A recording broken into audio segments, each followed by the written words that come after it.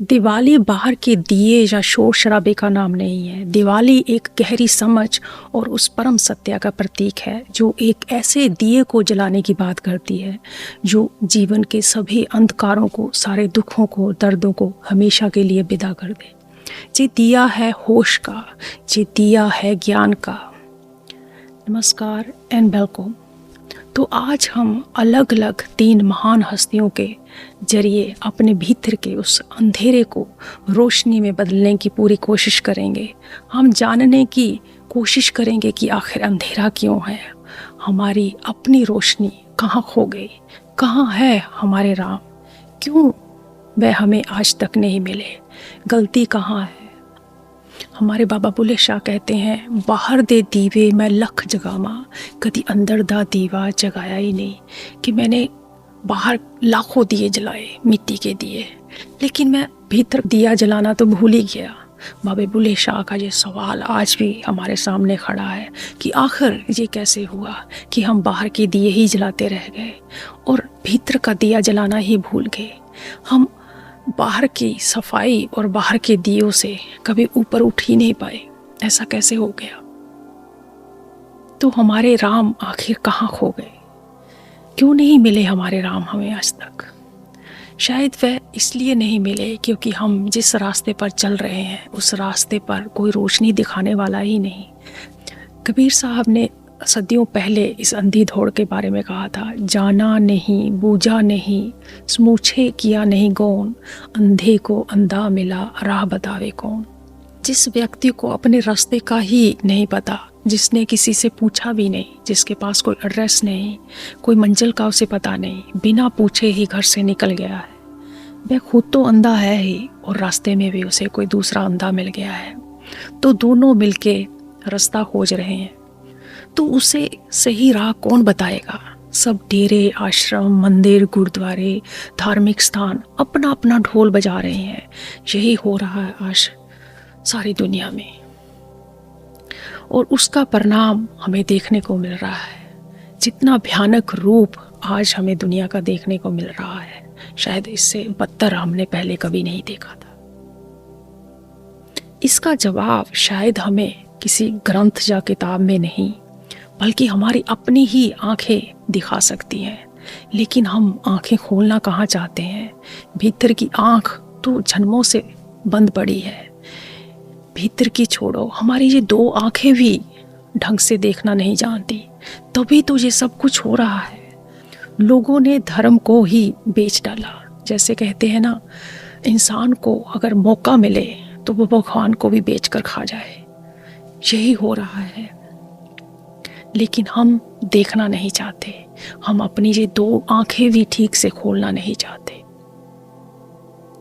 एक धर्म दूसरे धर्म से कैसे नफरत से भरा हुआ है। सब कैसे नकली नाटक धर्म के नाम पे हम करते हैं। तो ये नकलीपन ही तुम्हें तुम नहीं होने देता, तुम्हें राम से दूर करता है, तुम्हें तुमसे ही दूर करता है। तो इस अज्ञानता की वजह से हम ये धार्मिक जो लोग हैं इनके सफेद कपड़ों के नीचे छुपे हुए दाग हमें नहीं दिखते, जो रात दिन अपनी जाति, अपने धर्म का छोर बजाते हैं। एक आत्मज्ञान ही है जो आपको ये आपका नकलीपन दिखा सकता है, इस धार्मिकता का नकलीपन दिखा सकता है, इस सफ़ेद के नीचे वो दाग दिखा सकता है। जब तक मैं मेरी का चश्मा लगाकर आप देखोगे तो एक भी दाग आपको नज़र नहीं आएगा। वो इन्हीं लोगों के चरणों में आप लौटोगे जो कि आज हो रहा है। जैसे खाना बेचने वाले होते हैं ना, तो जब हमारी जीभ हमें ललचाती है तो हमें कहाँ उनके हाथों की, उनके बर्तनों की गंदगी नज़र आती है। मक्खियाँ भिन बना रही होती है, देखकर भी कहाँ हमें दिखता है।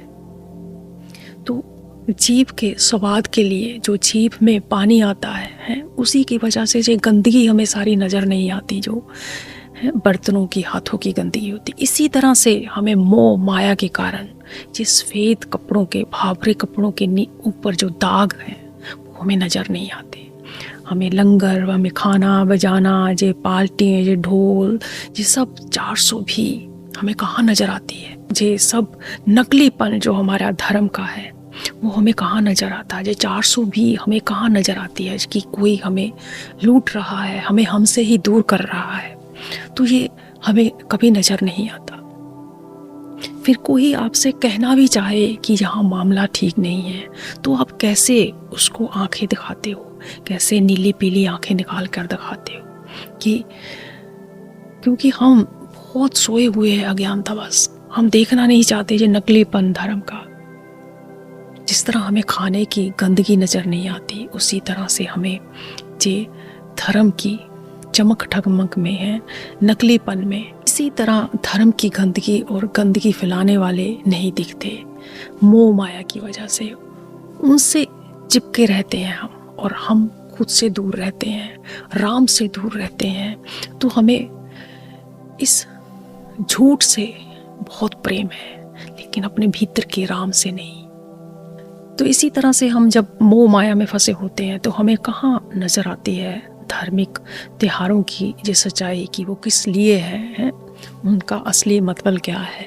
तो फिर हम इस धार्मिक फेस्टिवल को वे अपने रंग में रंग लेते हैं, अपनी मस्ती में रंग लेते हैं। तो दिवाली के नाम पर हम फेस्टिवल करते हैं, पार्टियाँ करते हैं, जिस फेस्टिवल में कबाब तले जा रहे हैं, कबाब के धुएं उड़ रहे हैं, चिकन के भूनने के धुएं उड़ रहे हैं, और स्टेज पर डांस हो रहा है, बिबलिंग डांस हो रहा है, कमरिया घुमा घुमा कर हम डांस करते हैं बॉलीवुड सॉन्ग्स पर हैं। तो कैसे लोग उस डांस को देखकर हॉट कह रहे हैं कि हॉट स्टेप कर रहे हो आप, आपके कपड़े कितने हॉट हैं। तो ऐसी धार्मिक त्योहारों पे धार्मिक फेस्टिवलों पे ये सब होता है। कबाबों के धुएं, बारबेक्यू डांस, और फिल्मी सॉन्ग पे डांस, और कैसे हम सीता के नाम पे ब्यूटी शो करते हैं, और जिसमें हम उन लड़कियों को ऐसे कपड़े पहनाते हैं कि वो सीता है, और कौन उनसे सुंदर है, कितने कपड़े किसने कैसे पहने हैं, जैसे वो मिस वर्ल्ड में होता है ना, ऐसे ही कैटवॉक करती हैं वो, और कैसे वो कपड़े, हॉट कपड़े, जैसे कैसे सेक्सी कपड़े पहन के चलती हैं। तो अगर आप थोड़ा सा भी जगे हो तो आप ध्यान से देखिए कि ये सब हमारे त्योहार हैं या हमारी ही मन की भूख है। तो ये सब हम क्या कर रहे हैं अपने धार्मिक फेस्टिवलों पर जो हमने उनको भी अपने ही रंग में रंग लिया है। तो इसी तरह से हम सीता के नाम पे और राम के नाम पे ये ब्यूटी शो करते हैं, जिसमें कैटवॉक होता है, लड़कियां जो कपड़े पहन के घूमती हैं कि कौन सीता सबसे सुंदर है, किसने कपड़े सुंदर पहने हैं। तो ये फिल्मी सॉन्ग, ये क्या है सब? क्या सीता और राम 14 साल जब वनवास काटने गए थे तो वो जंगल में ये सब करते थे? हम पूरी की पूरी दुकान खरीद के ले आते हैं, मिठाइयों की, गहनों की, कपड़ों की, चीज़ों की, और उनको शायद एक दाना भी नसीब नहीं हुआ होगा शक्कर का खाने को और फिर हम ये सब अपने बच्चों को दिखाते हैं, उंगली पकड़ के यही हम मेला अपने बच्चों को दिखाते हैं। तो फिर हम कहते हैं कि इतना अत्याचार इस दुनिया में क्यों है? जहाँ से हमें सीख कर कुछ बेहतर होना था, उस राम से, उस सीता से सीख के हमें खुद के भीतर के राम को उजागर करना था और अपने बच्चों के भीतर भी उस राम को उजागर करना था। और उसका हमने क्या बना दिया? जिन बच्चों की उंगली पकड़कर हम उस मेले का हिस्सा बना देते हैं उन्हें, अपने धर्म और धार्मिकता के नाम पर आप क्या परोस रहे हैं उन बच्चों को? और फिर हम कहते हैं इस दुनिया का इतना बुरा हाल क्यों है, क्यों ये अत्याचार हो रहे हैं, क्यों ये रेप, ये नशे, ये अनरिस्पेक्ट हो रही है? हमारे बच्चे हमारा कहना क्यों नहीं मानते? हम हर चीज़ को अपने मन पसंद की मौज मस्ती बनाते हैं। इसी तरह से हमने अपने त्योहारों को भी मौज मस्ती बना दिया है। हमें बहाना चाहिए मौज मस्ती के लिए। 14 साल वनवास काटा राम और सीता ने। क्या वो वहाँ ब्यूटी शो करते थे, कैटवॉक करते थे, खाना पीना मिठाई ये सब कुछ क्या वो वहाँ ये करते थे जो हम करते हैं त्योहारों के नाम पे? जरा खुद सोचिए। जिनके हिस्से 14 साल का वनवास आया, उन्हें शायद खंड का एक दाना भी नसीब ना हुआ हो। हम पूरी की पूरी दुकान उठा लेते हैं अपना कामनों के बस। चिकन कबाब हैं इन धार्मिक फेस्टिवलों पे करते हो, डांस करते हो, कैटवॉक करते हो, ब्यूटी शो करते हो। उनको शायद जूता भी नसीब ना हुआ हो पहनने को। जो राजे महाराजे होने के बावजूद भी उन्होंने सत्या के लिए सब कुछ त्याग दिया, और हम सब इकट्ठा करने में शामिल हुए, अपने झोले भरने में हम मस्त हैं। इन पवित्र त्योहारों को भी हमने क्या बना दिया, जैसे हमारी समझ कहीं खो गई हो। हमें कोई समझ ही ना हो। हमारी अकल, जैसे कहते हैं ना, भैंस खा गई है, बकरी खा गई है हमारी अकल। जैसे हम होते हैं वैसे ही हम सत्या को अपने रंग में रंग लेते हैं, जिन्होंने सत्या के लिए सब त्याग दिया।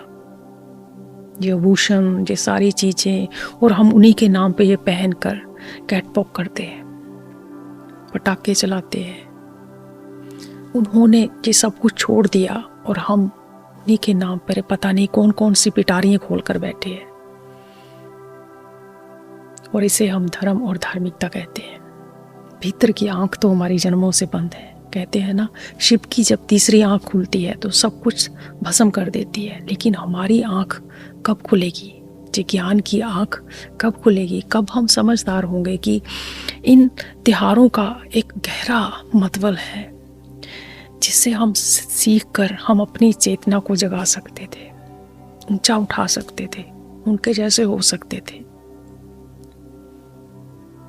हमारी आंख कब खुलेगी ताकि जो ये सब देख पाए जो गलत हो रहा है, उसके खिलाफ आवाज उठा सके। जैसे हमें जीभ का पानी जब आता है खाना देख के, इसी तरह गंदगी नजर नहीं आती, इसी तरह अज्ञानता में हमें ये सब कुछ नजर ही नहीं आता। जी, किसी ने नहीं किया इस दुनिया का बुरा हाल, हमें ही है जो कर रहे हैं। ये बातें उनके लिए नहीं है जो रस्सी से बंधे हुए हैं। जी, उन्हें ये बातें बिल्कुल भी हजम नहीं होंगी।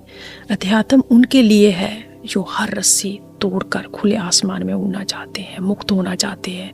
जिन्होंने खुद को किसी रस्सी से बांध रखा है, वह तो सिर्फ उस रस्सी की तारीफ ही सुनना चाहेंगे। वो मैं नहीं करती।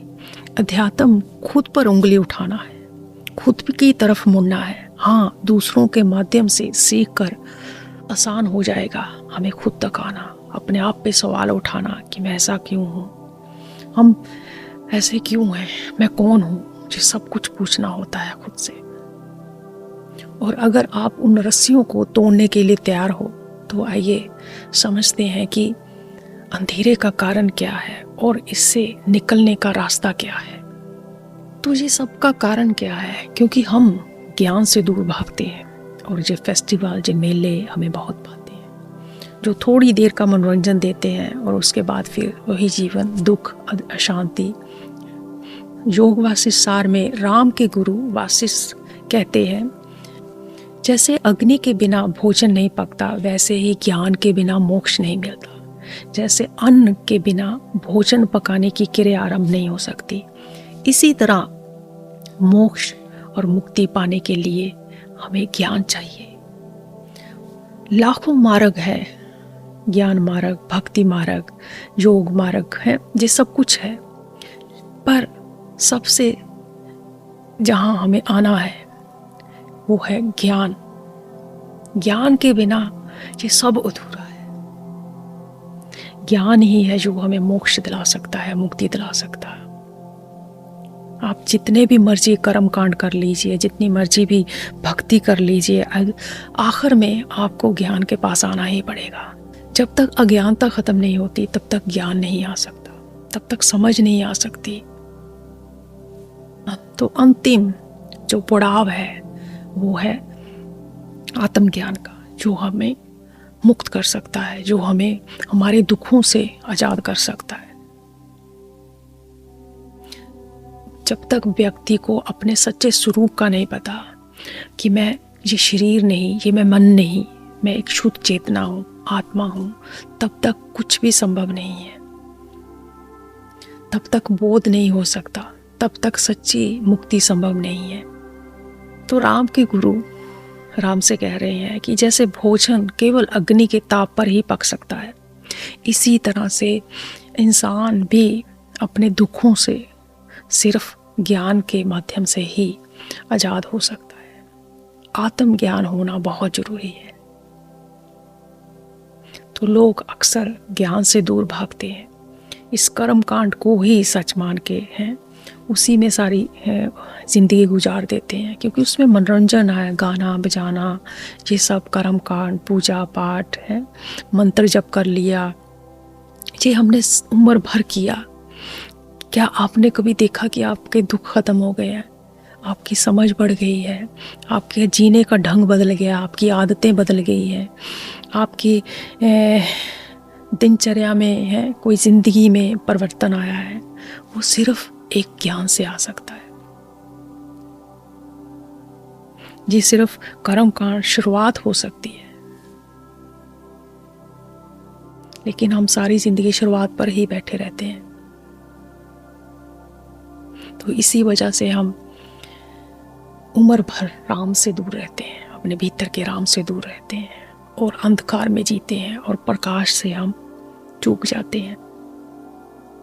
तो हम वैसे के वैसे पटाखे फोड़ते हैं, दिए जलाते हैं, घड़ी दो भर की जो चमक जो हमें मिलती है, फिर सब खत्म हो जाता है। त्योहार आते हैं, थोड़ी देर के लिए शोर शराबा है, मनोरंजन होता है, उसके बाद फिर वही जीवन हमारा चलता है, अशांति, दुख, दर्द। और राम की खोज में सब ने हमें मूर्ख बनाया और हम बनते गए राम के नाम पर। लेकिन हिम्मत करके हमने कभी ज्ञान की तरफ हम नहीं बढ़े। मैं कहती हूँ हमें पता ही नहीं धर्म और धार्मिकता किसे कहते हैं। सिर्फ देखो देखी, सुनो सुनी हम सब कुछ करते हैं। हमारे रैदास साहब जी कहते हैं, माटी का पुतला कैसे नचत है। कि ये माटी का पुतला सिर्फ नाच रहा, देखो देखी नाच रहा है, देखो देखी सब कुछ कर रहा है, उसे खुद का कोई होश नहीं है। इस शरीर का हमें कोई ज्ञान नहीं है, किसी ने ज्ञान दिया ही नहीं। असली धर्म हमें कभी किसी ने समझाया ही नहीं।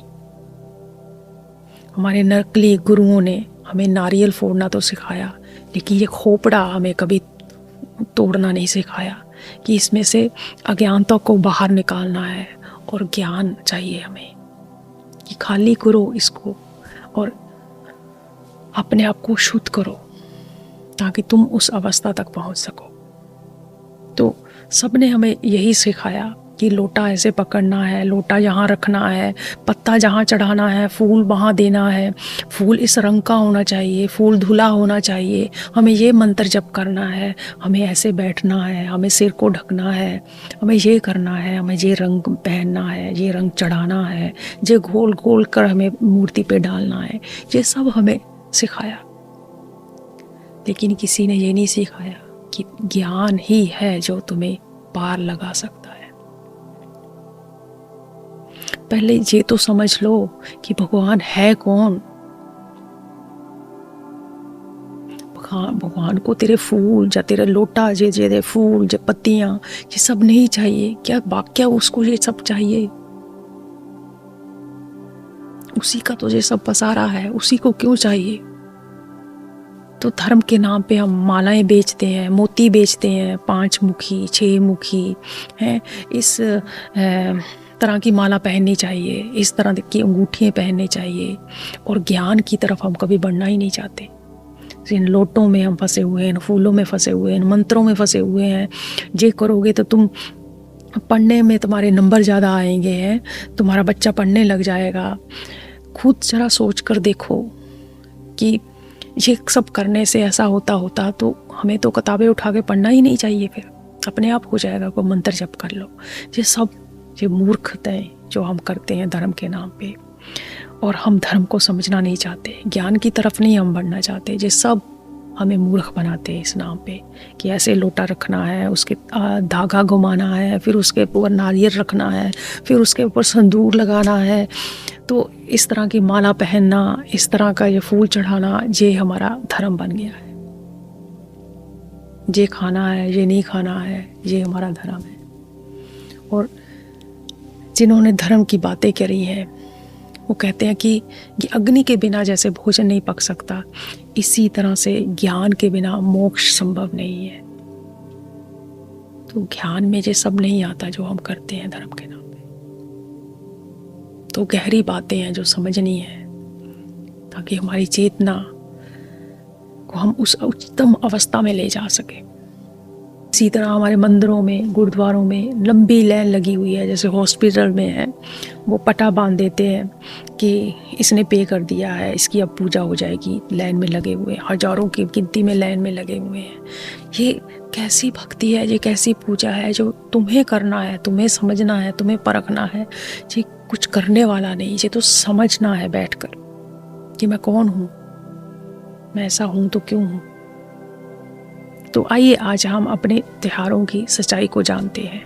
9 दिन नवरात्रे जो है हम मनाते हैं, वो अनंत का प्रतीक है। 9 अनंत का प्रतीक है। और 10 में दिन हम दशहरा मनाते हैं जो बीजे का दिन है। और 20वां दिन जो हमने दिवाली मनाते हैं वो है वैराग्य के बाद जो दीवा जलता है, समझ के बाद जो रोशनी होती है, ज्ञान के बाद, आत्मज्ञान के बाद जो राम प्रकट होते हैं। अंधकार से प्रकाश में प्रवेश करना उसका प्रतीक है। तो ये 9 दिन, ये 20 दिन खेल कूद के नहीं है, मनोरंजन के नहीं है। धर्म एक महायुद्ध है, लेकिन हम अक्सर खेल कूद में ही उसे गवा देते हैं। मेले, फेस्टिवल, ये सब शुभ यात्राएं, नाच गाना, मिठाई, पटाखे, उसी में सब बता देते हैं ये दिन अपने। ये जिंदगी के दिन है, पूरी जीवन की कथा है, 9 दिनों की कथा नहीं है। 9 दिन आप भीतर के राक्षसों से लड़ते हो, उनका खात्मा करते हो, अपनी बुराइयों को ख़त्म करते हैं। 9 दिन सारा जीवन है आपका। आप 50 साल जीते हो, 60 साल जीते हो, 70 साल जीते हो, 80 या 90, जितने भी साल आप जीते, आप 9 दिन नहीं जीते। तो वो सारा समय आपका युद्ध का होता है कि आप अपने राक्षसों को ख़त्म करें, अपनी बुराइयों को ख़त्म करें भीतर से। काम, क्रोध, लोभ, मोह, माया। 10 इंद्रियां आपकी, 5 ज्ञान इंद्रियां, 5 कर्म इंद्रियां और प्रकृति के 3 गुण। इन सब को समझ के ख़त्म करना होता है, इससे ऊपर उठ के जीना होता है। तो इस पे जब आप विजय पा लेते हो तो फिर दशहरा होता है। दशहरा है प्रतीक कि रावण के 10 सिर कट गए, उसका अहंकार खत्म हो गया। ये राक्षसों का वध कर दिया आपने, जो आपके भीतर काम, क्रोध, लोभ, मोह, माया है, मन के बैठे थे, उनका आपने खत्मा कर दिया। तो 9 दिन ये युद्ध चलता है, जो ज्ञान के जरिए आप उनको खत्म करते हैं, समझ से अपनी शक्तियों को जागृत करते हैं। क्योंकि 9 दिन दुर्गा की पूजा करते हैं, दुर्गा के अनंत रूप है। तो सब पसारा माँ का है। तो उसमें सबसे ज़्यादा हम जिसकी बात करते हैं लक्ष्मी और सरस्वती और काली की बात करते हैं। उन शक्तियों को जगाना होता है, इन पर हम ज़्यादातर बात करते हैं। अपने भीतर की काली को जगाना होता है, लक्ष्मी को जगाना होता है, सरस्वती को जगाना होता है। सरस्वती ज्ञान का प्रतीक है। जब ज्ञान जग जाता है तो फिर दुर्गा का जन्म होता है। उससे पहले वो सारी शक्तियाँ आपकी सोई हुई होती हैं। तो जब ज्ञान आ जाता है तो फिर काली भी जगती है, जो क्रोध दिखाती है कि अब बाहर, भीतर के राक्षस अब खत्म हो गए हैं, और जो बाहर राक्षस हैं, जो अधर्म फैला रहे हैं, जो कुछ भी दुनिया में बुराई हो रही है, फिर उसके खिलाफ काली खड़ी होती है, दुर्गा खड़ी होती है कि अब मैं ये सब बर्दाश्त नहीं करूँगी। जो मेरे आसपास जो भी राक्षस हैं, हर रूप में राक्षस हैं, जो रेप करते हैं, जो बुराई फैलाते हैं, जो दारू पीते हैं, लड़ाई झगड़ा करते हैं, घर में बाहर जहाँ कहीं भी कोई झूठ बोलता है, ये सब राक्षस के रूप है। तो उनको फिर सुधारती है। जब जिसके भीतर के राक्षस खत्म हो गए तो वो बाहर उन राक्षसों का खात्मा करती है। तो ये 10वें दिन फिर बीजे का दिन होता है। कि अपने रक्षक सब खत्म हो गए। तो उसके बाद फिर जब अपनी अज्ञानता चली जाती है तो फिर इंसान जगता है, तो वैराग भी आता है। तो ये सब फिर माया का खेल साफ साफ नज़र आने लगता है कि मैं इनमें कितनी देर से फंसा हुआ था। मैं अज्ञानता में था, मुझे कोई पता ही नहीं था कि मैं सिर्फ अपने आप को शरीर समझ के ही जीता था, मुझे इस शक्तियों के बारे में कुछ पता ही नहीं था।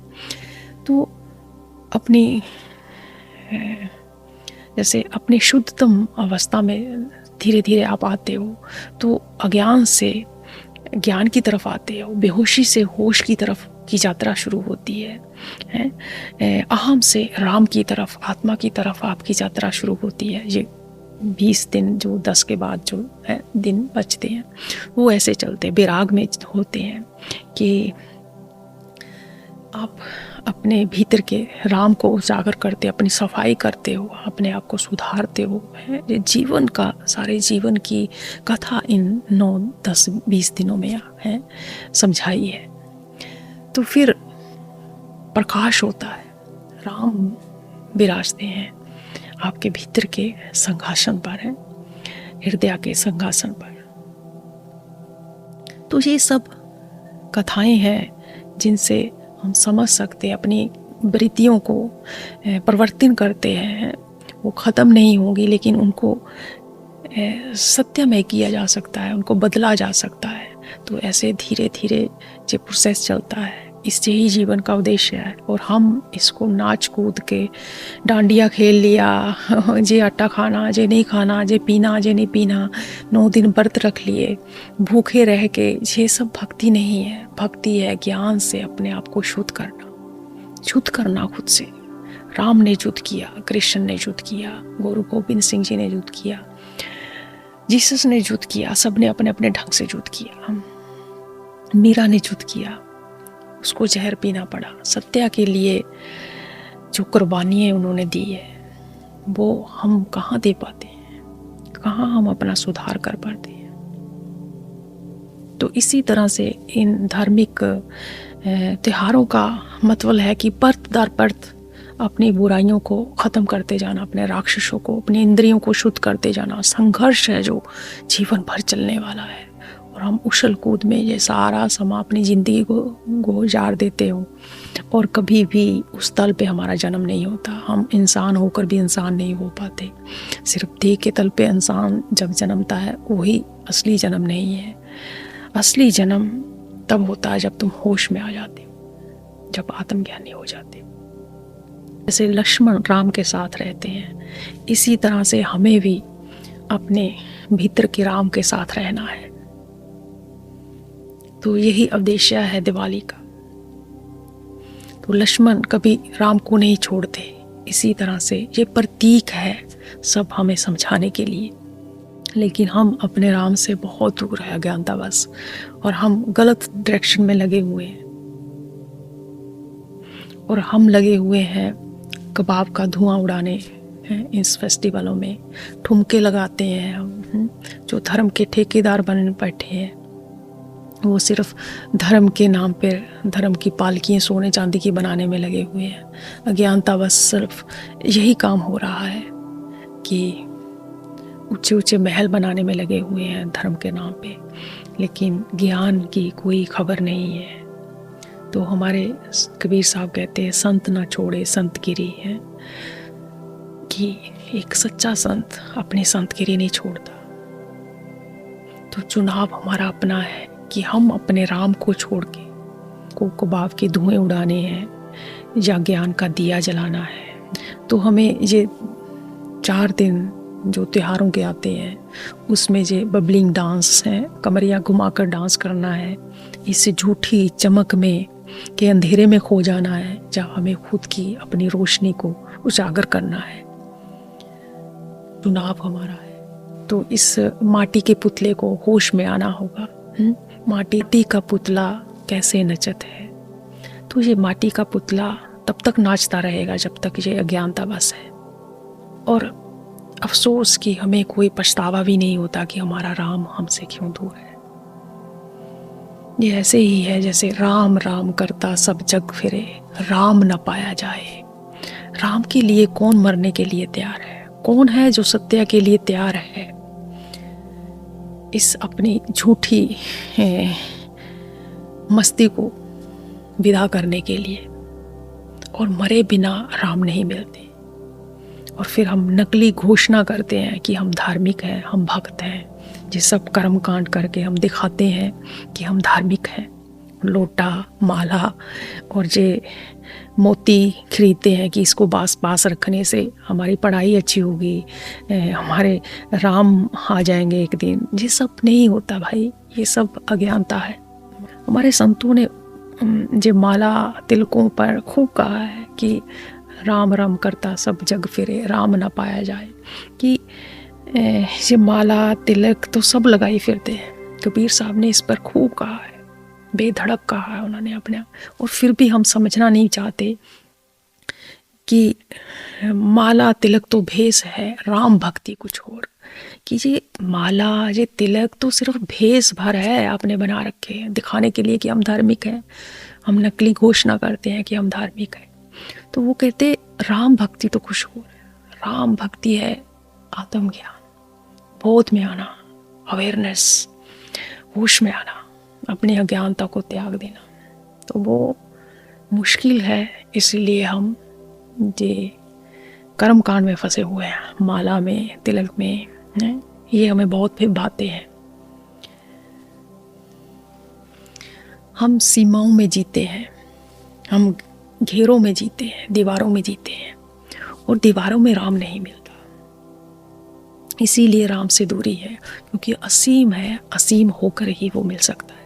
हमारे बाबा बुल्ले शाह जो मुस्लिम थे, ये दुनिया कहती है कि वो मुस्लिम थे, लेकिन एक सच्चा बोधपान सूफी संत खुद को कभी किसी बंधन में नहीं बांधता। वो आजाद होकर जीता है, तभी वो संत है। वरना सिर्फ एक चोला भर पहना हुआ है और शोर मचा रहा है, ढोल बजा रहा है कि मैं संत हूँ। क्योंकि एक सच्चा संत कोई इस तरह की अज्ञानता में नहीं फंसता। तो इसीलिए वो अद्वैत की बात कर पाए, क्योंकि इस सब से वो बाहर आ जाते हैं। लेकिन लोग अज्ञानता बस सब समझ नहीं पाते और मैं मेरी में फंसे रहते हैं और कभी अद्वैत का वो आनंद नहीं उठा पाते। द्वैत में ही फंसे रहते हैं और अद्वैत का उन्हें कोई पता नहीं है। लेकिन हमारे संतों ने, सूफियों ने अद्वैत की बात ही की है। हमारे बाबा बुल्ले शाह जो मुस्लिम होकर भी राम की बात करते हैं, लक्ष्मण की बात करते हैं, गंगा की बात करते हैं, दशरथ की बात करते हैं, कुंभकर्ण की बात करते हैं। क्योंकि वो सीमाओं में नहीं जीते, हम सीमाओं में जीते हैं। इसलिए राम से भी दूर रहते हैं, अल्लाह से भी दूर रहते हैं। ना माया मिली ना राम, कबीर साहब जी कहते हैं। इसी चक्कर में ना हमें माया मिलती है, क्योंकि ये संसार जो है ये तो आपका हो ही नहीं सकता। एक दिन ये शरीर छोड़ के चले जाना है, तब सब से विदा हो जाएगा। और ना ही आपको ये माया मिली और ना ही आपको भीतर का राम मिला। इस तन के रहते रहते उस राम से मिलन करना था, तो वो ज्ञान ही है जो आपको करवा सकता। ना माया मिली ना राम, और हम खड़े हैं खाली हाथ। तो राम राम करता सब जग फिरे, राम न पाया जाए। राम पाने के लिए मिटना पड़ता है, इस लकीरों को मिटाना पड़ता है जो हमने लकीरें खींच रही है कि इस तरफ हिंदू है, इस तरफ मुस्लिम है, इस तरफ सिख है, इस तरफ ईसाई है। ये दीवारें मिटानी होती, उस दीवारों को मिटाए बिना संभव नहीं है।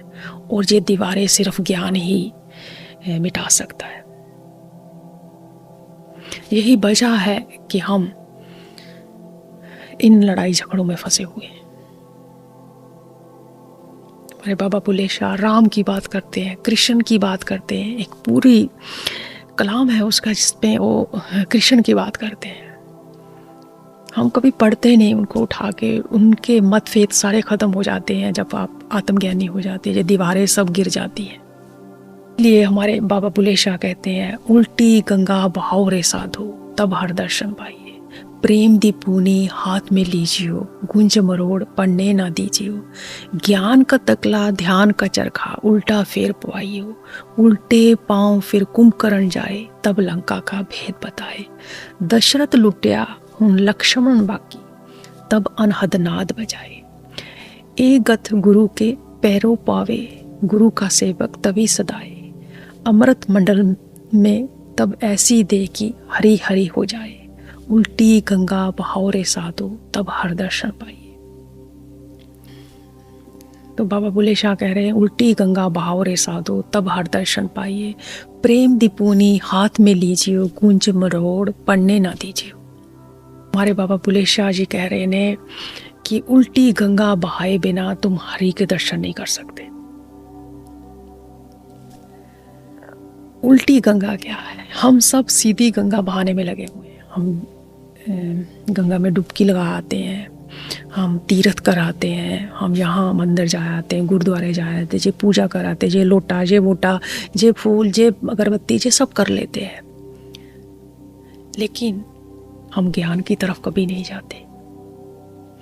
जो हमें समाज ने बना दिया है, जे एक घेरा बना दिया है समाज ने हमें, इसमें कोई हिंदू है, कोई मुस्लिम है, कोई सिख है, कोई ईसाई है, कोई ब्राह्मण है, कोई शूद्र है, कोई ईसाई है, कोई कुछ बन बैठा है, कोई कुछ बन बैठा है। ये समाज ने तुम्हें बना दिया है, तुम ऐसे जन्मे नहीं थे। वो कह रहे हैं तुम्हें समाज ने एक नाम दे दिया है। किसी ने तुम्हें टोपी पहना दी है, किसी ने तुम्हें पगड़ी दे दी है, किसी ने तुम्हें कुछ बना दिया, किसी ने तुम्हें कुछ बना दिया, और तुम वही बने बैठे हो, वही समझे बैठे हो खुद को, और असलियत से तुम बहुत दूर हो। और वो सब तुम्हें तभी मिलेगा जब उल्टी गंगा बहाओगे, तब हर दर्शन पाइए कि ये सब जो कुछ भी है, इसको जांचो, परखो, समझो कि वास्तव में मैं ये हूँ, या ये मेरी सिर्फ समाज ने मेरी पहचाने बना दी है। किसी ने मुझे टोपी पहना दी, किसी ने मुझे पगड़ी पहना दी, किसी ने मुझे कुछ बना दिया, किसी ने कुछ बना दिया। लोग मुझे कहते गए और मैं बनता गया, और मैंने कभी जांच पड़ताल खुद की नहीं, ईमानदारी से खुद को कभी समझा ही नहीं। तो वह कहते हैं कि इस समाज की तरफ जो तुम बह रहे हो, वो थोड़ा रुक कर देखिए कि ये सब तुम हो, उसको अपने भीतर की तरफ मोड़ दो, इस बुद्धि को भीतर की ओर लगाओ, जरा जांचो, परखो, समझो कि मैं जो बन बैठा हूं, क्या सच में मैं वो हूं?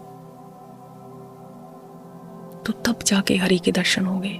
फिर वो कहते, प्रेम दी पूनी हाथ में लीजियो, कुंज मरोड़ पढ़ने ना दीजियो। कि जब तुम इस यात्रा पे निकलो उल्टी गंगा बहाने की, तो तुम प्रेम की पूनी हाथ में जो ली है, प्रेम से ही ये संभव है इस रास्ते पे चलना। प्रेम इस रास्ते की नींव है, शुरुआत, जिस पे जैसे घर भी बनाते हैं तो तभी पक्का बनता है जब उसकी नींव स्ट्रॉन्ग होगी, तभी वो ज़्यादा देर चल पाएगा। तो नहीं तो कोई आंधी तूफान आएगा, गिरा के चले जाएगा, थोड़े से झटके से वो सब गिर जाएगा।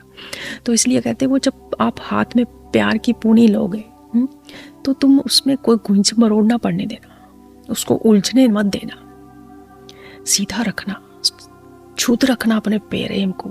उसमें इस समाज के ये रीति रिवाजों को मत आने देना जो तुम्हें दुनिया ने बना दिया है। दुनिया ने एक चेहरा तुम्हें पहना दिया, एक नकाब तुम्हें पहना दिया है।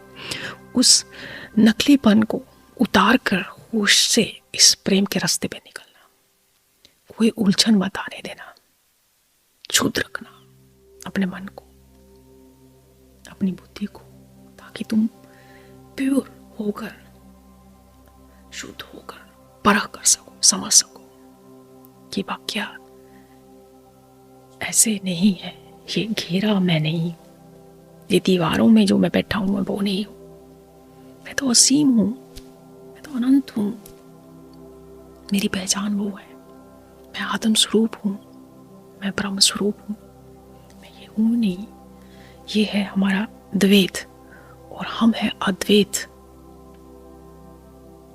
तो होश से, अहम से होश की तरफ, झूठ से सत्य की ओर शुद्ध होकर ही जा सकता है, प्रेम से ही जाया जा सकता है। तो तब हर दर्शन पाइए, तो तब जाके तुम्हें असलियत के दर्शन हो गए, सत्य के दर्शन हो गए।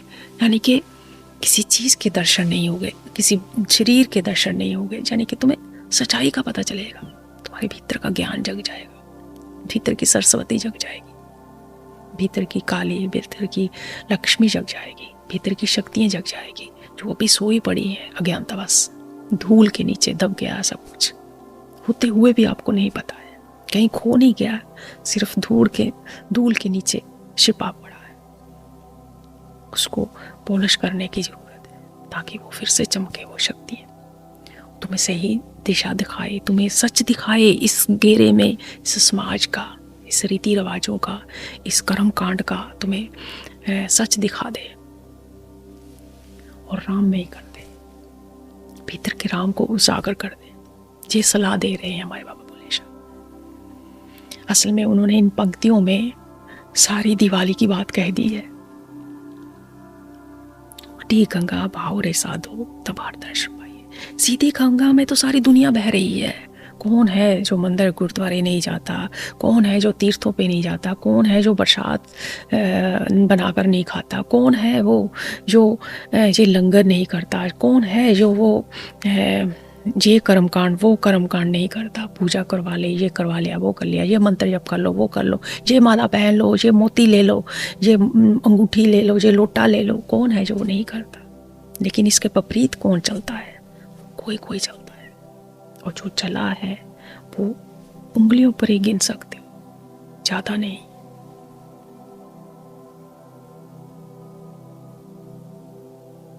एक % भी दुनिया के लोग नहीं चल पाते, क्योंकि वो टफ रास्ता है, मुश्किल रास्ता है, सत्या का रास्ता। कर्मकांड पे तो सारी दुनिया लगी हुई है, भीड़ की भीड़, और जहां सत्या होता वहां भीड़ नहीं होती। तो हमें जो भी समाज में मिला सब हम पे स्टैंप लगाते गए कि हम ये हैं वो हैं, और हम उस स्टैंप को चिपकाते गए और छाती ठोक कर कहते गए हाँ मैं वो हूँ। कितना अहंकार होता है लोगों को कि मैं इस जाति से हूँ, इस धर्म का हूँ। वो उसको इतना पक्का करके बैठे हैं कि मैं सच में वही हूँ। वो कहते हैं जब तक तुम इस धूल को हटाओगे नहीं तब तक तुम्हें सच का पता नहीं चल सकता। लेकिन हम अपने आप पे वो स्टैम्प को पक्का कर रहे हो, बच्चों पे, अपने अपने आने वाली पीढ़ियों पे स्टैम्प को पक्का कर रहे हैं, और फिर सोचते हैं कि इस दुनिया का इतना बुरा हाल क्यों है। दुनिया सब नकली होती जा रही है क्योंकि सत्य से दूर होता जा रहा है सब कुछ। सब कोई नकलीपन में जीता है, नकली धार्मिकता में जीता है, और अहंकार से दुगना चुगना होता जा रहा है कि मैं धार्मिक हूं। मैं कहती हूं झोंक दो सत्या की आग में, हीरा हो जाओगे। कुछ नहीं मिलता इस झूठी दुनिया से, सब लूटने को तैयार खड़े हैं। किसी को मौका मिल जाता है और कोई मौके की तलाश में है। तो हमें अपनी ये गलत मान्यताओं, धारणाओं का, गलत आदतों का, इच्छाओं का, अपनी कामनाओं का बलिदान देना होगा। इसी को असली बलि भी कहते हैं, अपने अहंकार की बलि कि मैं ये हूँ, मैं वो हूँ। इस बोझ को उतार कर फेंकना होगा। हमारे बाबा भोले शाह कहते हैं कि भुल्ले एक बुझारत बुझी ला सिरों पोई मार, कि अपने सिर से मैंने बोझ उतारकर मैंने एक बुझारत को बूझ लिया, एक पहेली को बूझ लिया है। वो पहेली यही है कि मैंने सच को से साथ रूबरू हो गया हूँ। मैंने इस माया के सच को देख लिया है कि ये जितनी चमक ढमक है ये असली नहीं है, ये थोड़ी देर की चमक ढमक है। और मैंने उसको जान लिया है, और मैंने अपने सिर से ये सारा बोझ उतार के जमीन पर रख दिया है, और मैं हल्का हो गया हूँ। मैं हर दुख से मुक्त हो गया हूँ और सत्या में समा गया हूँ, सत्या के साथ जीता हूँ। अब मैं उस सत्या से टस से मस नहीं होता हूँ।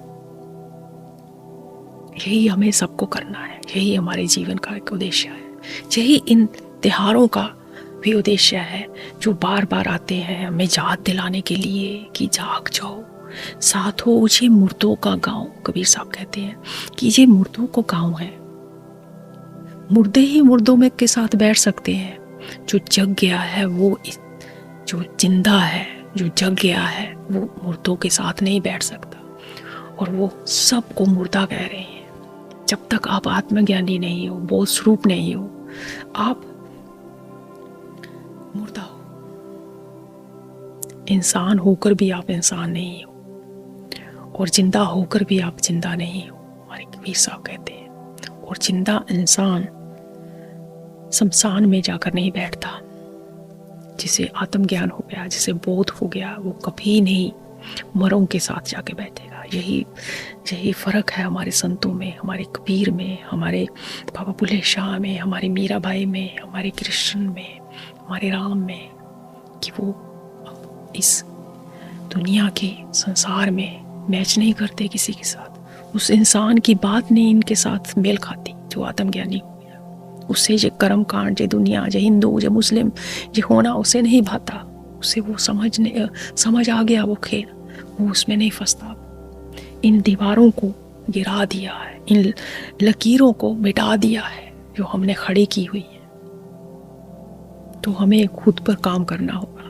कोई लोटा नहीं, कोई माला नहीं, कोई तिलक नहीं हमें बचा सकता।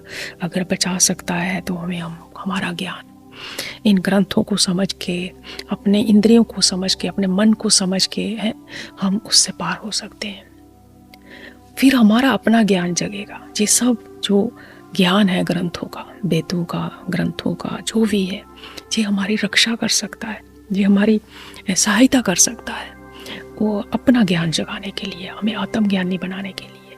क्योंकि सबको अपनी दृष्टि से देखना है, क्योंकि वो अपनी समझ से ही जग सकता है। कोई गुरु नहीं आपको जगा सकता, वो सिर्फ इशारा भर कर सकता है। और शरीर कभी गुरु नहीं होता, ज्ञान है गुरु। तो जब वो ज्ञान आप में घटित होता, वो आपका अपना होगा। अपनी समझ से जब तुम इस माया को देखोगे तो तुम भी हैरान रह जाओगे। फिर तुम्हारी बात इस बाबा बुल्ले शाह से, कबीर साहब से, कृष्ण से, राम के गुरु से मैच खाएगी, मीराबाई से, नानक से। फिर आप कहोगे वाह। फिर आपको मन भी करेगा उसको पढ़ने के लिए। नहीं तो वो आपको बोर लगेंगे, बेकार लगेंगे, जब तक तुम्हें अपनी सच्चाई का नहीं पता। रास्ता यहाँ से होकर जाता है, खुद को समझना पड़ेगा। उसके लिए मेहनत लगती है। पूजा पाठ, लंगर, पूड़ी चूड़ी खाने में तो बहुत मस्ती है, थोड़ी देर की मस्ती है और आसान है बनाना। वो सब जीभ करवा जाती है हमसे, इंद्रियां करवा जाती है हमसे। माँ कहाँ खाती है?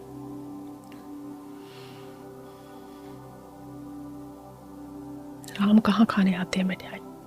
राम कहाँ आते पटाखे देखने? वो कहाँ फोड़ते थे? 14 साल वनवास में रहे, कहाँ सीता ने पटाखे फोड़े? वहाँ जहाँ राम ने, जहाँ लक्ष्मण ने। तो सारा टाइम युद्ध में रहे। इसी तरह ये सारे युद्ध, ये चीज़ें प्रतीक है कि हमें भी युद्ध में उतरना है। और हम सारी जिंदगी कभी युद्ध में नहीं उतरते। ये है हमारा युद्ध, कर्मकांड। धागा बांध लिया, माला पहन ली, तिलक लगा लिया, और लोटा ऐसे कर लिया, पत्ता ऐसे कर लिया, वहाँ ये रंग घोल के चढ़ा दिया, डाल दिया देवी पे या किसी पे, मूर्ति पे। ये हमारा युद्ध है। आप खुद देख लीजिए आपका युद्ध कितना सच्चा है। उठाइए इन ग्रंथों को, पढ़ के देखिए कि सच में हम जो कर रहे हैं वो सही है या हम भ्रम में हैं, बहुत बड़े भ्रम में हैं। आंखों पे पूरा पर्दा डाला हुआ है और उस पर्दे को हटाना ही धर्म है और धार्मिकता है। और वो हटाना बहुत दर्द करता है, क्योंकि मैं मेरी का फतूर सिर पे चढ़ा हुआ है, वो देखने नहीं देता मैं का पर्दा। तो आप देख सकते हो कि हम राम से दूर क्यों हैं।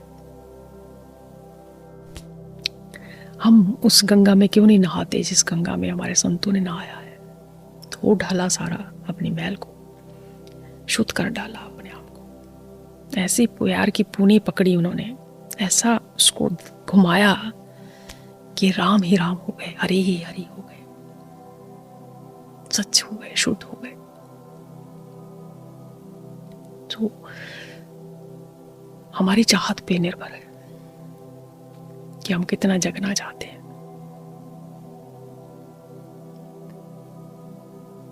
और हमने सबको किसी न किसी को पकड़ रखा है, उसके पीछे अपने आप को छुपा कर चलते हैं कि ये मेरा गुरु है, ये मेरा भगवान है।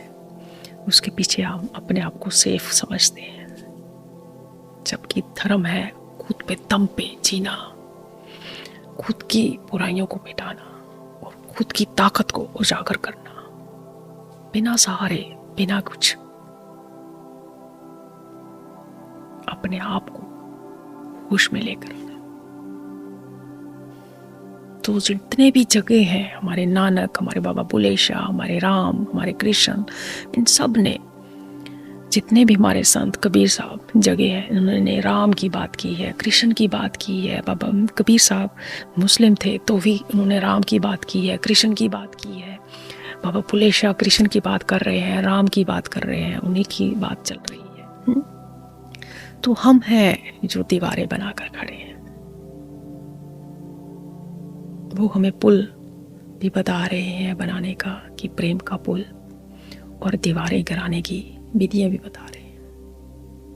हमारे गुरु ग्रंथ साहब में कहते हैं, करतूत पशु की मानस जाती, लोग पचारा करे दिन राती।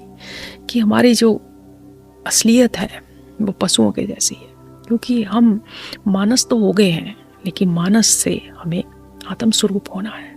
सिर्फ मानस का शरीर भर लेने से ही हम मानस नहीं हो जाते, उस पर हमें खुद काम करना था। हमें जैसे हीरा जब किसी पहाड़ से निकाल कर लेकर आते हैं, कोई भी धातु, तो लोहा भी हो, हीरा भी हो, कुछ भी, सोना भी हो, उसको पॉलिश करते हैं जब तक नहीं, तब तक वो चमकता नहीं, उसकी चमक ठमक नहीं निखर के आती है।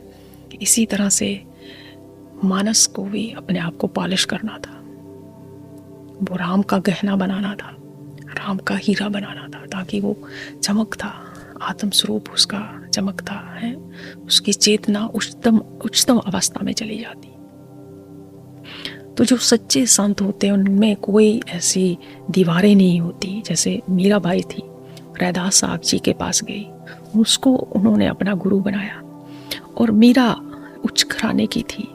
उसने कोई भी ऐसा नहीं सोचा कि रैदास साहब जी निचली जाति के हैं, कि मैं वहाँ जाऊँगी तो मेरा समाज क्या सोचेगा, मेरी इज्जत कम हो जाएगी, है जहाँ लोग मुझे कैसे देखेंगे, ये बिल्कुल ही नहीं सोचा।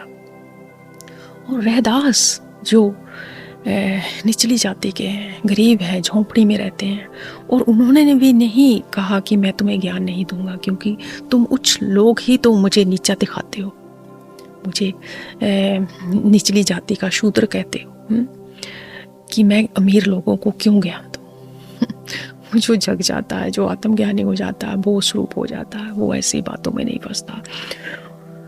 आत्मज्ञान का और बोध का मतलब ही यही है कि अब अज्ञानता विदा हो गई है, अब रोशनी हो गई है, अब राम प्रकट हो गए हैं भीतर के, अब वहाँ अंधेरा नहीं है, सब वही है।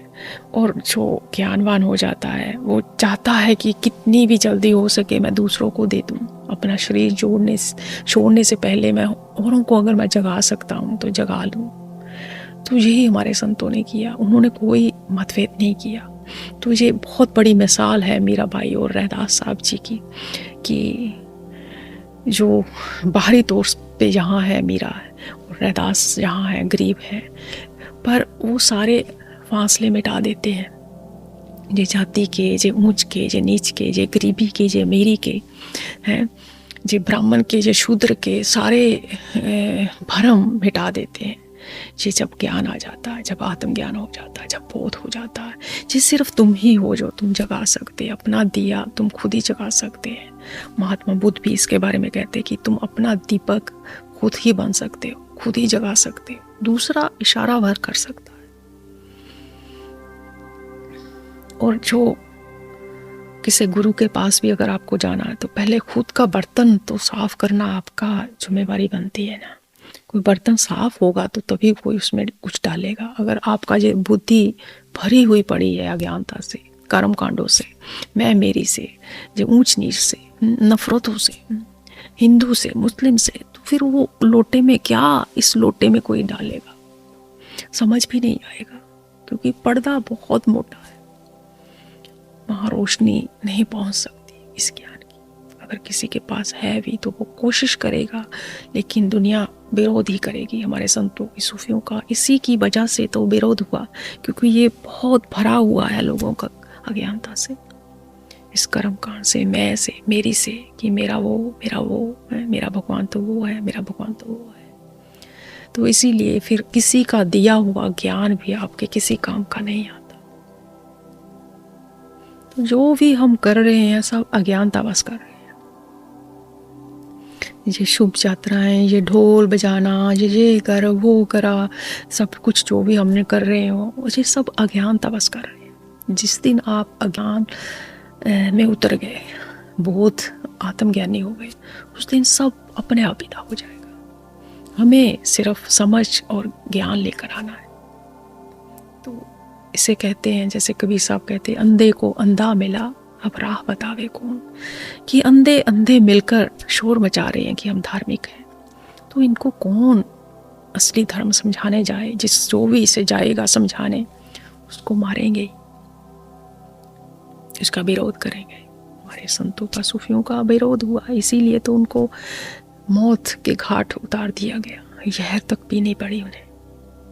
यही कारण है कि उनको युद्ध लड़ना पड़ा, सत्या के लिए उन्होंने युद्ध लड़ा है, और फिर खुद की कुर्बानी देते भी उफ तक नहीं करा। इसी को फिर हमारे सुल्तान बाहू जी कहते हैं, दिल काले तो मुंह काला चंगा, जे कोई इसनु जाने, मुंह काला दिल अच्छा होवे ता दिल यार पछाने, ए दिल यार दे पिछे हुए ता यार भी कदे पछाने। कि जब तक आपका हृदय काला है और मुंह पे आप कह रहे हो कि सुंदरता दिखा रहे हो, धार्मिकता दिखा रहे हो, वो किसी काम की नहीं। हृदय शुद्ध हो और मुंह काला हो, वो चल जाएगा। ज़्यादातर जो धार्मिक इंसान होता है उसका मुंह ही काला किया जाता है, उसको बुरा भला ही कहा जाता है। उनको सूली मिलती है, उनको जहर मिलती है, उनको तत्ती तवी पे बिठाया जाता है, तो ये भी एक मुंह काला करना ही है। तो उनका, जिनका हृदय साफ हो जाता है तो दुनिया उसके मुंह पे थूकती है। महात्मा बुद्ध के मुंह पर थूका था। कोई सच्ची बात सुनाए, ज्ञान सुनाए, तो उनके साथ ऐसा होता है, लेकिन उन्हें कोई परवाह नहीं होती, क्योंकि भीतर से शुद्ध हो गए। जो सबसे ज़्यादा महत्वपूर्ण था वो काम उन्होंने कर लिया है। तो वो कहते, ए दिल यार दे पिछे होवे ता यार भी कदी पहचाने। कि ये दिल, ये हृदय कभी सत्य के लिए अर्पित हो जाए, उसके पीछे लग जाए सत्य के, तो फिर ये जार जार को पहचानता है, तो फिर ये सत्य सत्य को पहचानता है, फिर ही शुद्ध शुद्ध में समाता है, असीम असीम में समा जाता है। तो उसके लिए पहले प्रयास करना होगा, खुद को शुद्ध अवस्था में लेकर आना होगा, तभी ये घटित होगा। तो यही 9 दिनों का, 10 दिनों का, 10वें दिन का और 20 दिनों का मतलब है, जो हम कभी करते ही नहीं। खा पी कर, शोर शराबा करके, मस्ती करके, फेस्टिवल में नाच कूद पर करके, हम जिसमें राम का नाम तक भी नहीं हम लेते, जिस फेस्टिवल में दशरथ का नाम तक भी नहीं लेते, और हम अपने घरों को चले जाते हैं। 2-2, 3-3, 4-4 किलो भार बढ़ा लेते हैं इन त्योहारों के दिनों में खा पी कर। तो जो इश्क किया जाता है उस सत्या के साथ, वो बच्चों का खेल नहीं है, तलवार की नोक पे चलने के बराबर है। पढ़ पढ़ इलम हजार किताबा आलम होए पारी, अरफ एक इश्क दा पढ़ना ना जानन भुल्ले फिरन बेचारे।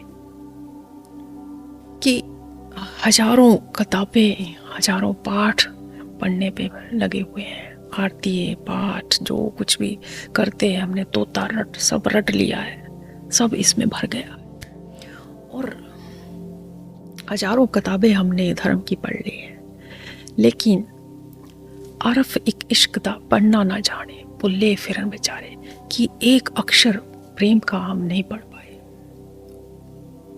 भूले फिरते हैं उस अक्षर को, उस इश्क को। और इश्क ही इस धार्मिकता की शुरुआत है, नींव है, पहली सीढ़ी है। जो पहली सीढ़ी ही इतनी कमजोर है हमारी। तो इसको कबीर साहब हमारे ऐसे कहते हैं, 2.5 अक्षर प्रेम के पढ़े सो पंडित हुए, कि 2.5 अक्षर आखर अगर आपने पढ़ लिए होते तो आप पंडित हो जाते। जे इतनी वेद किताबें पढ़कर भी तुम पंडित ना हो पाए, जिसकी बात वो करते हैं। लेकिन वो अक्षर जो जिसकी वो बात करते हैं वो किताबें पढ़ने से नहीं आता। प्रेम का अक्षर वो ज्ञान अनुभवों से सत्य में जी कर आता है, महसूस कर आता है, उस विराग में, उस दुख में फिर आता है, उस दर्द में। जैसे किसी चीज को चमकाने के लिए उसको पॉलिश किया जाता है, दर्द होता है, इसी तरह खुद को चमकाने के लिए उस विराग से, उस दुख से गुजरा जाता है। ये पल दो पल की है अनुभव नहीं है जो वहां ले जाए आपको, आपकी चेतना। जीवन मांगता है, ये 9 दिन अनंत दिन है, ये 20 दिन अनंत दिन है, कि आपकी जीवन काल का एक नक्शा बनाकर दिया उन्होंने दिवाली के रूप में, कि तुम इसको नखार सकते थे, उस राम में ही कर सकते थे, आत्म में ही कर सकते थे। दुनिया की सारी डिग्री है एक तरफ और वो ज्ञान एक तरफ, स्कूलों का जो भी दुनिया का ज्ञान है, और ये प्रेम एक तरफ। इसने इस प्रेम का असली मतलब, इस एक अक्षर का भेद को समझ लिया। उसने सब पढ़ाइयाँ पढ़ ली, वो हम नहीं पढ़ना चाहते। जो सबसे जरूरी पढ़ाई थी तब हमने वो कर ली। उसको कहते हैं आत्मज्ञान, उसको कहते हैं बोध। कि ये हजारों किताबें, कोई संस्कृत, कोई हिंदी या पंजाबी, जो भी मर्जी पढ़ लो, है सब रट्टा लगा लो, ज्यादातर तोता रट्टी है हमें, तो कुछ नहीं होने वाला जब तक वो प्रेम नहीं है। वो एक अक्षर नहीं, जैसे बाबा बुलेश नहीं, जैसे वो सुल्तान बाबू कह रहे एक अरफ इश्क था, और कबीर साहब कह रहे थे 2.5 अक्षर प्रेम के पढ़े सो पंडित हुए। वो है असली पंडितगिरी, वो है असली सूफी होना, संत होना, भक्त होना। ज्ञान के बिना ये संभव नहीं है। हमारे सभी संत ज्ञान की बात करते हैं, किसी कर्मकांड की बात नहीं करते। हमारे कबीर साहब ने किसी कर्मकांड की बात करते हैं, उसके खिलाफ है। तो फिर हमारे बाबा बुले शाह जी कहते हैं, ज्ञान का तकला ध्यान का चरखा उल्टा फेर पुआइयो। कि जब तुम ज्ञान का उल्टा फेर पुआओगे तब सारे भेद खुलेंगे। जो रुई होती है, कच्ची होती है, उसको वो सुई पे, तकले पे लगाया जाता है, सुई की तरह होता है, उस पे घूमती है जो, तो धागा बनता है, उसको बटा आता है, घूमता है तो फिर धागा बन जाता है, स्ट्रॉन्ग धागा बन जाता है घूम घूम के। इसी तरह से हमारी जो गलत मान्यताएं, धारणाएं जो समाज ने हमें दीवारें बना दी हैं कि हम हिंदू हैं, मुस्लिम हैं, हम इस जाति से हैं, हम ये हैं, हम वो हैं, ऐसा पहरावा पहनना है, ऐसा जो भी सब आप पे स्टैम्प लगा दी है, उनका उल्टा फेर कर दो। वो कहते हैं जिस तरह वो धागा घूम घूम के है उस तकले पे पक्का हो जाता, इसी तरह तुम्हारे ये सारे जो तुम्हें समाज ने बना दिया, जो दे दिया तुम्हें समाज ने कि तुम हिंदू हो, मुस्लिम हो, तुम ये हो, तुम वो हो, वो पक चुका है। जैसे कहते हैं ना, धागा फिर फिर के वहां पे लाइन लग जाती है ना, निशान पड़ जाता, ये निशान पड़ा हुआ। तो वो कहते हैं उसको उल्टा फेर कर दो। उसका उल्टी गंगा पहले कह रहे थे, अब कह रहे हो सारे ज्ञान को उल्टा कर दो। वो जो ज्ञान गलत तुमने दिमाग में भरा है उसको निकाल दो और सही ज्ञान को लेकर आओ।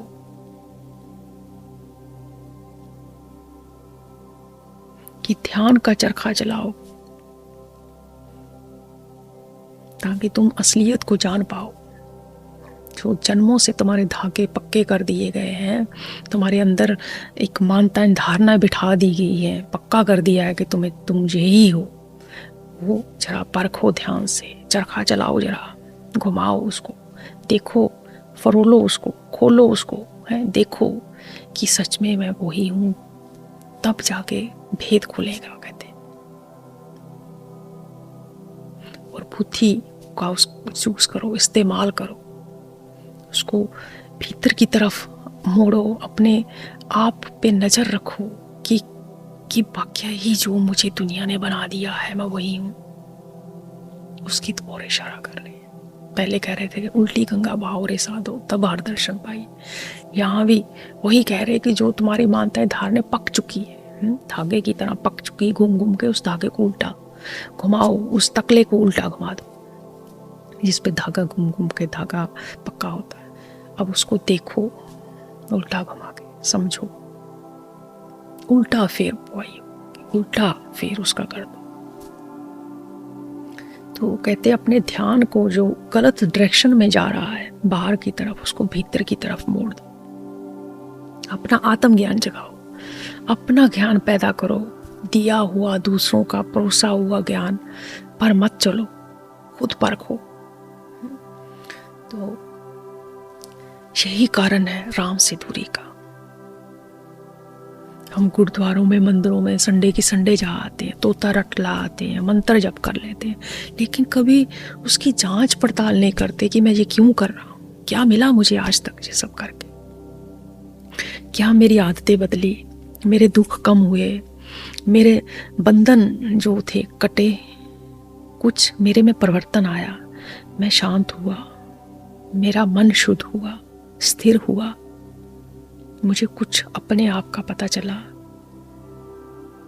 तो बाबा बुल्ले शाह कहते हैं कि गया गया गल मुक्ति नाही, कि जाने से कहीं जा जाके जितने मर्जी चक्कर लगाओ कुछ नहीं बनने वाला। गया गया गल मुक्ति नहीं, कि कहीं जाने से काम खत्म नहीं ये तुम्हारा होगा, कि कहीं जाने से जा ये सब जो तुम कर रहे हो कर्म कांड, इससे ये काम खत्म होने वाला नहीं है। तुम सोचते इससे काम खत्म हो जाएगा, माला पहन ली, या मोती पहन लिया है, या फिर तिलक लगा लिया, या फिर मैं ये कर्म कांड कर लिए, लोटा ऐसे रख लिया, या लोटा ऐसे रख लिया, या पत्ता ऐसे रख लिया, या फूल ऐसे रख लिया, तो फूल को बाद में वहाँ फेंक दिया, या ये कर दिया, या वो कर दिया, इससे तेरा छुटकारा नहीं होने वाला। सिर ते टोपी ते नीयत खोटी, कि आपने सिर पे टोपी रखी हुई है, अगर नीयत ही खोटी है तो इस टोपी रखने का कोई फायदा नहीं। इसी तरह इस कर्म कांड का कोई फायदा नहीं जब तुम्हें ज्ञान ही नहीं, इस खुद का ज्ञान नहीं, खुद के तन का, खुद के मन का कोई समझ नहीं है। कि तुम लाख किताबें पढ़ो, जब तक तुम्हारी नवस नहीं मरती, जब तक तुम्हारी अहंकार नहीं मरता, जब तक तुम माया से बाहर नहीं निकल आते, तब तक ये पढ़ना किसी काम का नहीं। पढ़ते रहो, सुबह शाम अमृत बेले या शाम जितने बार मर्जी पढ़ो, कोई फायदा नहीं, क्योंकि समझ नहीं है। समझ के बिना कुछ नहीं हो सकता। तो फिर वो कहते हैं उल्टे पांव फिर कुंभकर्ण जाए, कि जब तुम्हें ज्ञान हो जाएगा, समझ हो जाएगी खुद की, ये सारी दीवारों की समझ आ जाएगी, ये घेरे की समझ आ जाएगी कि इसमें क्या हो रहा था, कर्मकांड सब समाज ने जो मुझे बना दिया था, पहचाने दे दी थी, तो इसकी तुम्हें समझ आने लग जाएगी, आ जाएगी। जब ज्ञान के साथ, आत्मज्ञान के साथ तुम्हें समझ आएगी, तो फिर उल्टे पांव कुंभकर्ण जाए, कि फिर जो कुंभकर्ण है प्रतीक है अज्ञानता का, जो सोया रहता ज़्यादातर समय। कुंभकर्ण कहते हैं 9 महीने सोया रहता, जैसे साल में से 9 महीने सोया रहता है। तो अज्ञानता का प्रतीक जहाँ महसूस किया उन्होंने, कि जब तुम्हें ज्ञान हो जाएगा तो वो उल्टे पांव भाग जाएगा, टाइम भी नहीं लगेगा कि कब भाग गया। ज्ञान आ गया जहाँ, अज्ञानता अपने आप भाग जाती है, कुछ करने की ज़रूरत नहीं है। जैसे दिया जलाओ, रोशनी होती है तो अंधेरा अपने आप भाग जाता है। ऐसे ऐसे करके थोड़ी भगाते हो उसको कि चल चला जा, चल चला जा, तो वो अपने आप ही ज्ञान, दिया जगने की देर है तो वहाँ रोशनी हो जाती, सब कुछ दिखने लग जाता है। इसी तरह उल्टे पांव फिर कुंभकर्ण जाए, कि कुंभकर्ण अज्ञानता अपने आप ही विदा हो जाती, जहाँ ज्ञान आ जाता है, जहाँ समझ आ जाती है। इसी को हमारे बाबा बुल्ले शाह कहते हैं कि बुल्ले एक बुजारत बूझी कि ला सिरो पोई मार, कि मैंने उस बुजारत को बूझ लिया है और मेरे सिर से सारा बोझ उतर गया है। असलियत को जान लिया है, जो असलियत थी वो सच्ची असलियत को मैंने जान लिया। इसी को कबीर साहब जी कह रहे हैं कि साधु ये मुर्दों का गाँव, कि मैंने जान लिया कि ये सारा संसार जो है, अभी हमने बात की कि जिस समाज ने हमें जो बना दिया, ये दायरा बना दिया, ये दीवारें बना दी हैं, इसके बीच जो हो रहा है वो सब समाज ही के द्वारा है बनाया गया रीति रिवाज, मान्यताएं, धारणाएं हैं। मैं ये हूँ, मैं वो हूँ, मैं हिंदू, मैं मुस्लिम, मैं ये या वो है, मैं तन हूँ सिर्फ, मैं किसी का बाप हूँ, किसी की बेटी हूँ। ये सब समाज ने तुम्हें बता दिया है कि इस मुर्दों के गांव से मैं बाहर आ गया हूँ, कि साधु ये मुर्दों का गाँव। तो इस तरह वो हमें समझाने की कोशिश करते हैं। तो फिर कहते हैं कि उल्टे पांव फिर कुंभकर्ण जाए, तब लंका का भेद बताए, कि फिर जाके लंका के भेद का पता चलता है। जब कुंभकर्ण विदा हो जाता है, उल्टे पांव भाग जाता है, जब जहाँ ज्ञान आ जाता अज्ञानता भाग जाती है, जहाँ रोशनी आ गई अंधेरा भाग गया। और अब लंका का भेद पता चलता है। जैसे दिया जल जाता है तो सारी चीज़ें अपनी अपनी जगह पे नज़र आती हैं, जो अंधेरे के कारण नज़र नहीं आती थी। तो अब सब कुछ अपनी अपनी जगह पे सेटल हो गया, रिदम में आ गया सब कुछ। और हमें लंका का भेद पता चल गया। लंका माने जो 5 तत्वों का बना हुआ पुतला, जो शरीर को लंका कहते हैं हमारे बाबा बुल्ले शाह, कि इस लंका का भेद अब समझ में आने लग गया हमें। अब अपनी इंद्रियों का ज्ञान होने लग गया, अपने मन का ज्ञान होने लग गया, उसकी चालाकियाँ हमें समझ आने लग गई है कि लंका में दिया जल गया है। और हमें पता चल गया है कि हमारा चोर कौन है, जो हमसे सारी गलतियाँ करवाता था, जो हमें लूट रहा था। हमें लुटेरे का पता चल गया है, और तो हम अब नज़र रख सकते हैं उस चोर पे। जैसे घर में भी कोई चोरी हो, पता चल जाए कि जहाँ से चोर आया था इस दरवाजे से, उसकी कुंडी थोड़ी स्ट्रॉन्ग कर देंगे, उस पर जा अलार्म लगा देंगे, कुछ करेंगे। तो इसी तरह से फिर पहले पता तो चले कि चोर कहाँ से आया था, कौन चोर कौन है, कहाँ से आता है, तो तभी उस दरवाजे को मजबूती से बंद करना भी सीखेंगे। तो यही सब वो बता रहे हैं, विधियाँ बता रहे हैं, हमें समझा रहे हैं कि अपने चोर को परखो, अपने किले को है, इस किले को जानने की कोशिश करो, अपने कुंभकर्ण को जानने की कोशिश करो, है ज्ञान से समझो। ये प्रतीक हैं सब जो भी है, जो हमें समझाए जाते हैं समझाने के लिए हैं ये कहानी सब। तो धीरे धीरे हम ऐसे फिर माया को समझने लगते हैं कि हमारी वृत्तियाँ क्या है, हमारी कमजोरियाँ क्या है ज्ञान से। तो फिर उसको ख़त्म करना भी आसान हो जाता है जब हमें पता ही नहीं धर्म क्या है, धार्मिकता क्या है, तो हम वही करेंगे जो दूसरे कर रहे हैं, देखो देखी। कभी उस रास्ते पे निकलेंगे नहीं, तो हमारा जीवन ऐसे ही दुख में बीत जाएगा। तो कभी उस आनंद को हम महसूस ही नहीं कर पाते।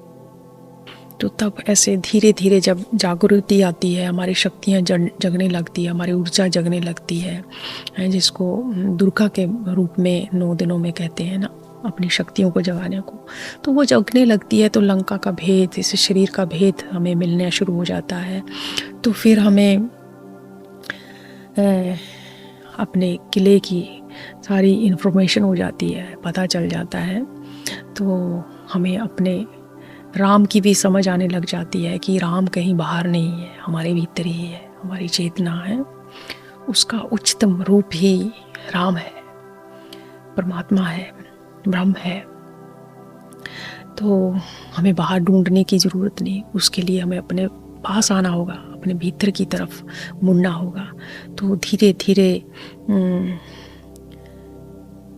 अपने तन की, मन की समझ आने लग जाती। तो जो ऊर्जा हमारी बाहर की ओर बह रही थी, वो अब सही दिशा की ओर बहती है। सही कर्म करने हम निकलते हैं, फिर हम अपना सुधार करते हैं और दुनिया का भी हम को भी रास्ता दिखाते हैं। पहले जो शक्तियाँ हम यूज़ करते थे, बेवकूफ़ियाँ जिससे करते थे, गलत दिशा चले जाते थे, गलत कर्म कांडों में फंसे रहते थे, तो धीरे धीरे हमें अपने मन की चालाकियाँ समझने आने लगती हैं, अपने तन की, मन की। तो हम दास से मालिक की तरफ हमारी यात्रा शुरू होती है। तो अहम से सत्या की तरफ, झूठ से सत्या की तरफ, बेहोशी से होश की तरफ हमारे कदम बढ़ने लगते हैं ज्ञान की वजह से। तो सब भेद खुलने लगते हैं। तो फिर वो कहते हैं, दशरथ लुटिया हुन लक्षण बाकी, तब अनहद नाद बजाइए। कि अब दशरथ तो विदा हो गया है, उसका खात्मा कर दिया हमने, अपने राक्षसों को, भित्र को ख़त्म कर दिया। तो अब लक्षण बाकी। तो फिर जब हमें वो हमारे 10 सिर नष्ट हो जाते हैं, हमारा अहंकार ख़त्म हो जाता है, तो हमारी चेतना शुद्ध चेतना हो जाती है, वही शेष बचती है लक्ष्मण। तो लक्ष्मण सदा राम के साथ रहते हैं, से कृष्ण और राधा, लक्ष्मण और राम एक साथ फिर रहते हैं। तो राम के साथ यहाँ बाबा बुल्ले शाह ने ऐसे जूस किया है कि उसके साथ रहते हैं। तो जो चेतना है वो धीरे धीरे शुद्ध हो जाती है। तो फिर वो राम का साथ नहीं छोड़ना चाहती, फिर वो राम के काज में लग जाते हैं। हनुमान भी राम के काज में लगा था। तो फिर आप सत्या के काज करने निकलते हो। सीता और राम भी इसी का प्रतीक है कि सीता राम के साथ एक हो जाती है। जब आपकी चेतना शुद्ध हो जाती है तो तुम भी राम में ही हो जाते हो, तुम फिर सत्या में जीते हो, सत्या के कार्य करते हो। जो पहले आप अपने आप को ये शरीर समझते थे, ये इंद्रिय समझते थे, ये मन समझते थे, अब आपको पता चल गया कि मैं ये नहीं हूँ। इंद्रिय तुम्हें दिन रात दौड़ाती थी, ये मन तुम्हें दिन रात दौड़ाता था। तुम सोचते थे कि मैं यही हूँ, भूख लगती थी, प्यास लगती थी, इच्छाएं कामनाएं जगती थी, उनके पीछे फिर तुम भागते थे। अब तुम्हें पता चल गया कि ये कोई और है, जिसकी ये इच्छाएं हैं, जिसकी ये भूख है, जिसकी ये कामनाएं हैं।